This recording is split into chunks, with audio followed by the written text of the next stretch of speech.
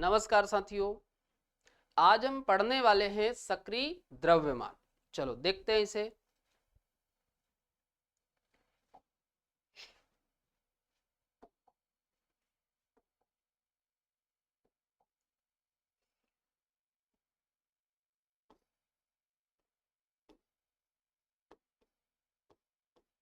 Active mass.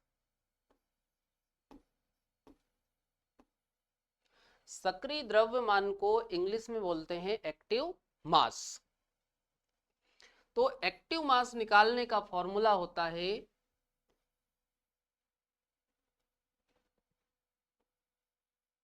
मोल bye volume. और बेटा ये जो वॉल्यूम है ये अपने को रखना है लीटर में।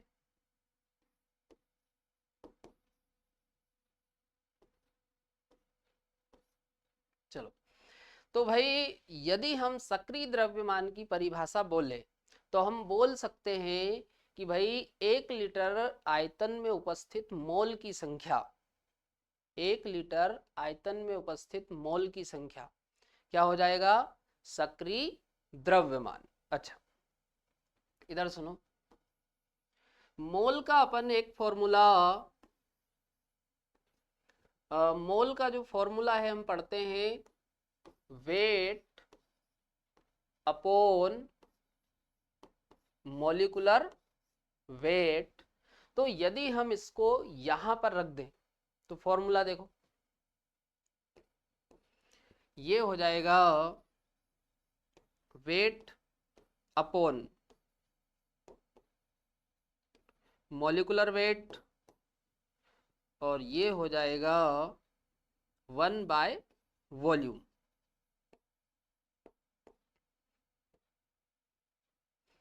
तो वॉल्यूम काय में है? लीटर में, है ना। तो यहां पर अब आप देखो अपना formula weight upon molecular weight into one by volume. अच्छा, अब यदि मान लो आपको वॉल्यूम लीटर में ना देके ml में दे दिया हो तो फिर आपको क्या करना है? इधर देखो,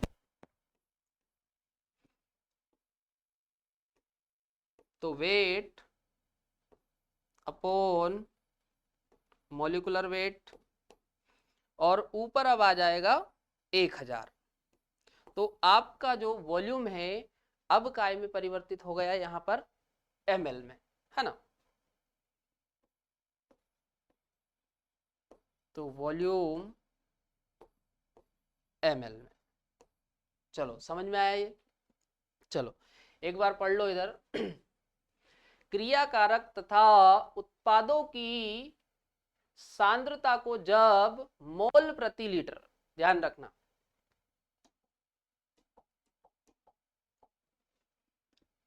क्रियाकारक तथा उत्पादों, है ना, की सांद्रता को जब मोल प्रति लीटर में व्यक्त कर रहे हैं, है ना, मतलब कहने का मतलब यही है कि भाई 1 लीटर आयतन में उपस्थित मोल की संख्या।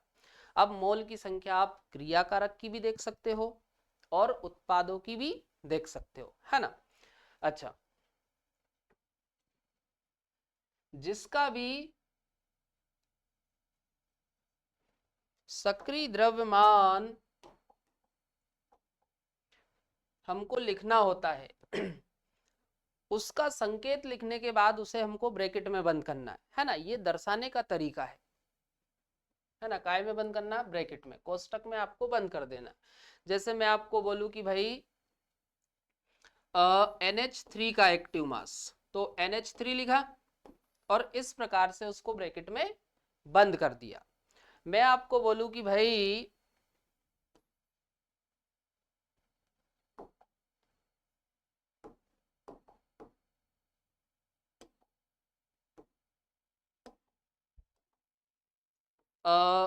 I2 का सक्रिय द्रव्यमान, तो I2 लिखा और उसको इस प्रकार से ब्रैकेट में बंद कर दिया। ठीक है, चलो। और ध्यान रखना, ठोस और द्रवों की हम बात करें तो इनका सक्रिय द्रव्यमान होता है 1, ये ध्यान रखना, है ना। ठोसों तथा द्रवों का सक्रिय द्रव्यमान बेटा कितना होता है? 1। चलो नोट करो पहले इसे।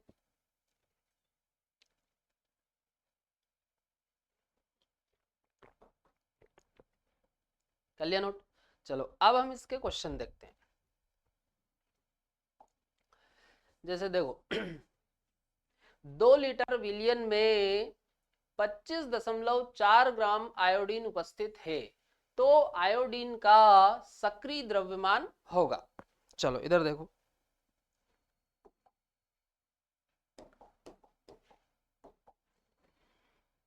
तो एक्टिव मास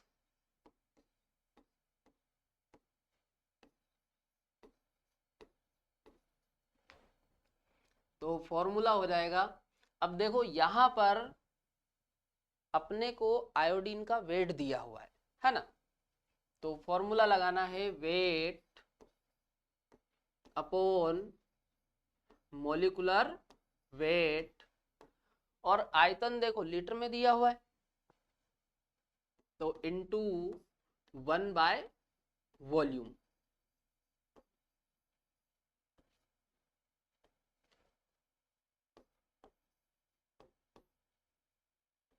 चलो अब इधर देखो यदि हम आयोडीन का मॉलिक्यूलर वेट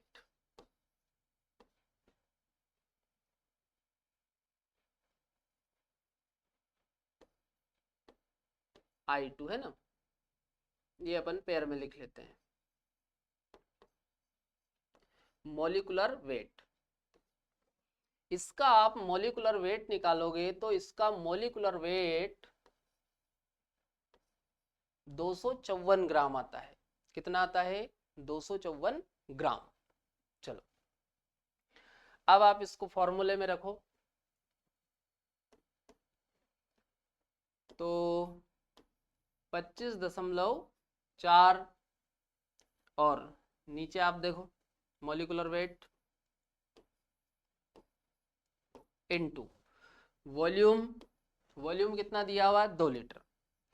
अब आप देखो इसमें भाई यहां से आप इस पॉइंट को हटा दो, इस पॉइंट को यहां से आप हटाओगे तो नीचे एक 10 आ जाएगा, है ना? अब आप देखो ये कट जाएगा, ये इससे कट गया, कितने बार में कट जाएगा? 1 बार में। तो अब आप देखो ये हो जाएगा 1/2 इंटू ये 1/10। तो अब आप इसको सोल्व करो। देखो पहले तो आप क्या करो, ये 2 से 1 को काटो, तो ये आ जाएगा 0.5।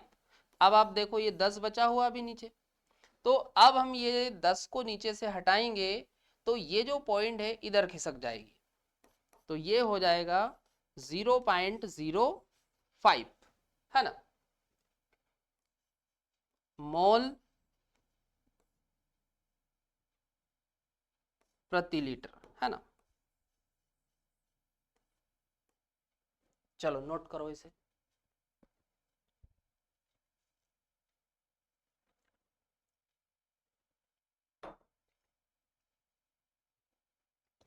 चलो अगला क्वेश्चन देखो। अगला क्वेश्चन है 0.5 लीटर क्षमता के पात्र में 8.5 ग्राम अमोनिया उपस्थित है, तो अमोनिया का सक्रिय द्रव्यमान होगा। चलो तो यहां पर भी फॉर्मूला वही लगना है,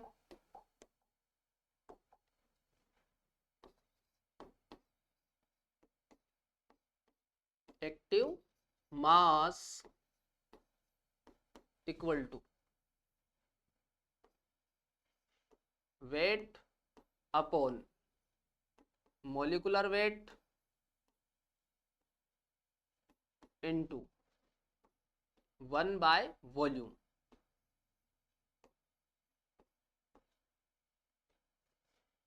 और वॉल्यूम देखो लीटर में दिया हुआ है।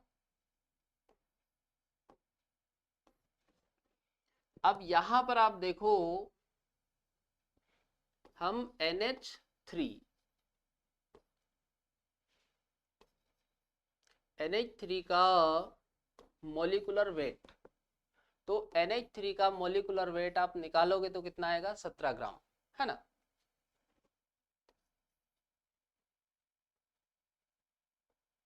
चलो अब यहां पर रखो आप, तो वेट देखो कितना दिया हुआ है, 8.5 ग्राम, और मॉलिक्यूलर वेट 17। चलो अब वॉल्यूम देखो कितना दिया हुआ है, 0.5 लीटर। अब आप देखो इसमें ऐसा करो, ये पॉइंट से ये पॉइंट चली जाएगी, है ना, ये पॉइंट से ये पॉइंट चली गई, है ना। अब देखो ऊपर क्या बच रहा है, 85, और नीचे आप देखो 17 × 5। तो अब यदि आप ये 17 में 5 का मल्टीप्लाई कर दोगे तो ये 85 आ जाएगा। कितना आ जाएगा, ये 85, मतलब ये चला जाएगा आपका एक बार में। तो यहां पर मोल प्रति लीटर,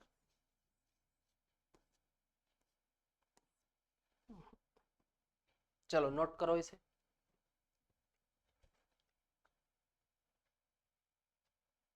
चलो आ गया समझ में, चलो ठीक है। अब अगला हम देखते हैं अगला हम देखने वाले हैं रासायनिक साम्य।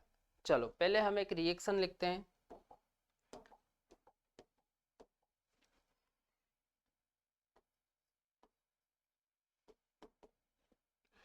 जैसे हमने ए, यहां पर अपन एक काल्पनिक अभिक्रिया लिख लेते हैं, ए प्लस बी, और इससे बना सी प्लस डी, है ना।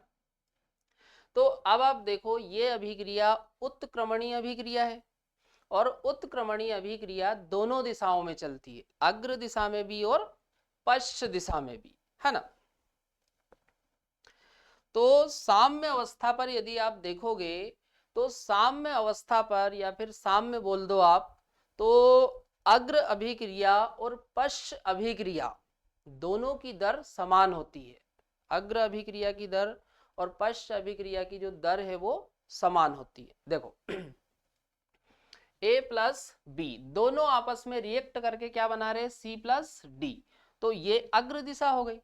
और नीचे वाला एरो देखो इधर आ रहा, तो सी प्लस डी ये दोनों आपस में रिएक्ट करके क्या बना रहे, ए प्लस बी, तो ये हो गई पश्च अभिक्रिया, है ना।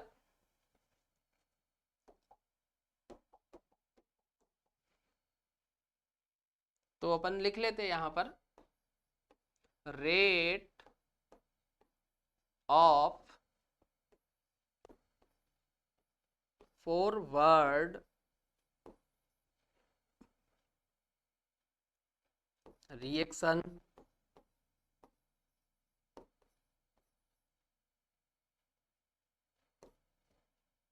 रेट ऑफ फॉरवर्ड रिएक्शन, या फिर हम इसे शॉर्ट में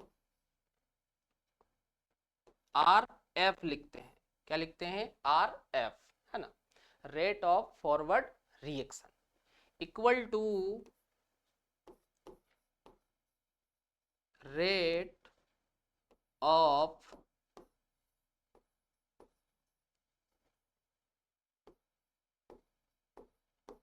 बैकवर्ड रिएक्शन।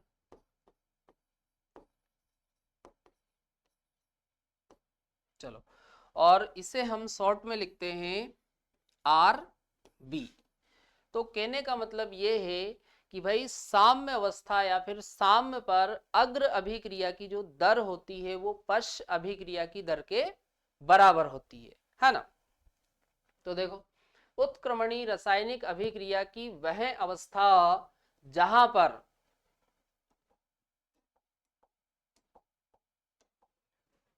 अग्र अभिक्रिया की दर पश्च अभिक्रिया की दर के बराबर होती है ना। और दूसरा भाई ये जो साम्य अवस्था है ये गतिक होता है। गतिक से मतलब भाई यहां पर आप देखो अभिक्रिया अग्र दिशा में भी चल रही है और पश्च दिशा में भी। तो ये ऐसी अवस्था होती है जब अग्र अभिक्रिया की दर पश्च अभिक्रिया की दर के बराबर होती है ना। तो ध्यान रखना ये कई बार पूछा जाता है, साम्य अवस्था गतिक होता है ना, क्योंकि दोनों तरफ अभिक्रिया चल रही है। केवल आपको ध्यान क्या रखना है कि अग्र अभिक्रिया की दर पश्च अभिक्रिया की दर के बराबर होती है ना। चलो नोट करो पहले इसे।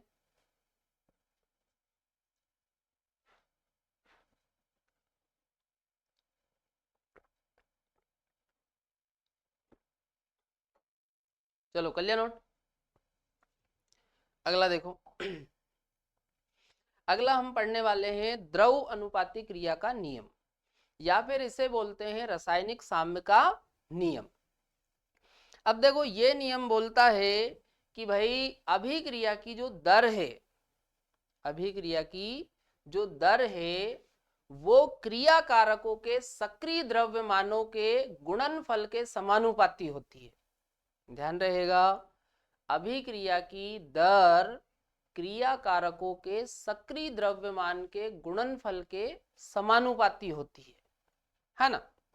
चलो इधर देखो, जैसे यहां भी अपन एक अभिक्रिया लिख लेते हैं।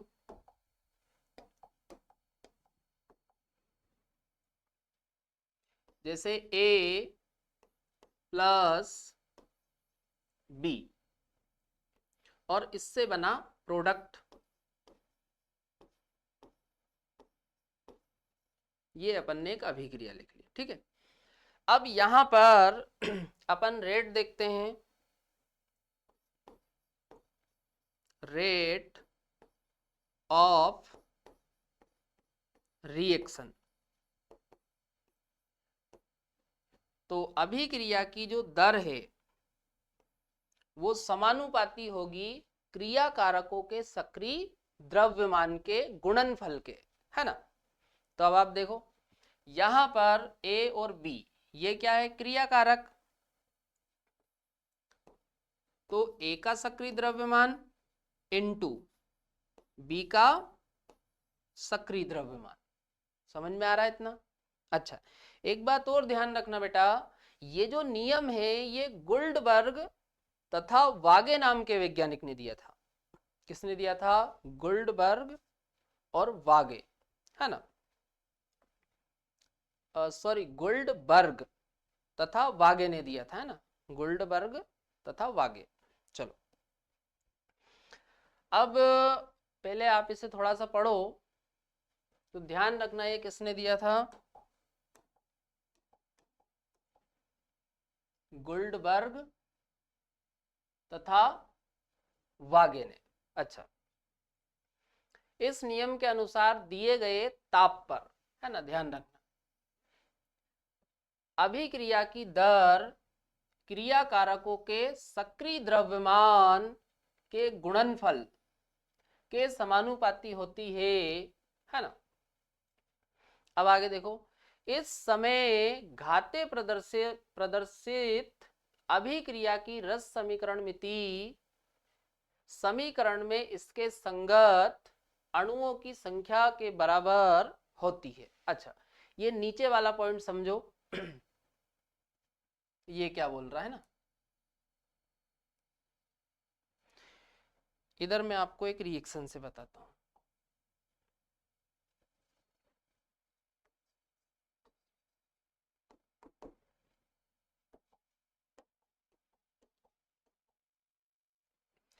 जैसे small a capital A plus small b capital B और इससे बन रहा है small c capital C plus small d capital D, ठीक है। तो ये जो हमने स्मॉल में लिखा हुआ है स्मॉल ए, small B, small C, small D आगे लगा हुआ है। तो ये क्या है, जैसे ये स्मॉल है तो ये कैपिटल ए के मोल की संख्या है ना। अब इसको देखो हम लिखते कैसे हैं, चलो अब यहां पर आप देखो ये अग्र दिशा में जा रही है और इधर पश्च दिशा में, तो दोनों की दर अपन देख लेते हैं। तो रेट ऑफ फॉरवर्ड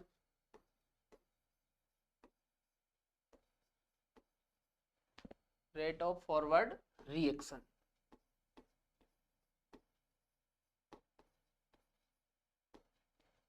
तो अब आप देखो अपन किसकी बात कर रहे हैं, फॉरवर्ड रिएक्शन, अग्र दिशा की बात कर रहे हैं।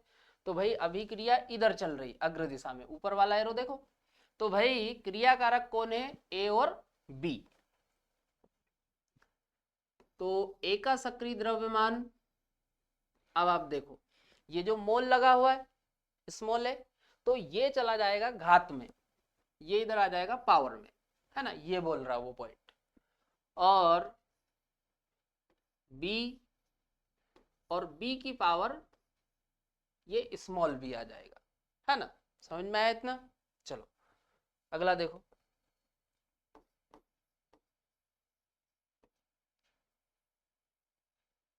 रेट ऑफ बैकवर्ड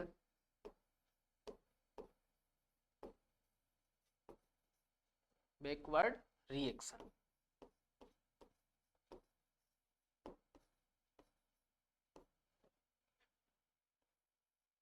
समानुपाती होगी। तो अब आप देखो नीचे वाला एरो ये इस दिशा में बैकवर्ड, तो नीचे वाला एरो आप देखो तो अभिक्रिया इधर चल रही, तो अब क्रिया कारक कौन है, सी और डी।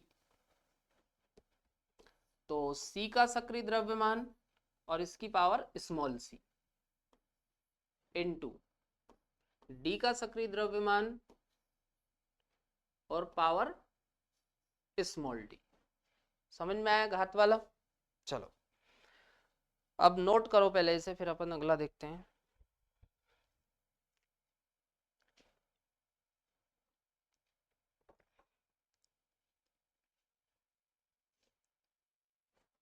चलो समझ में आ गया ये। तो इस वीडियो में अपन यहीं तक रखते हैं। अब हम अगले वीडियो में देखेंगे साम्य स्थिरांक को किस प्रकार से निकालते हैं, है ना।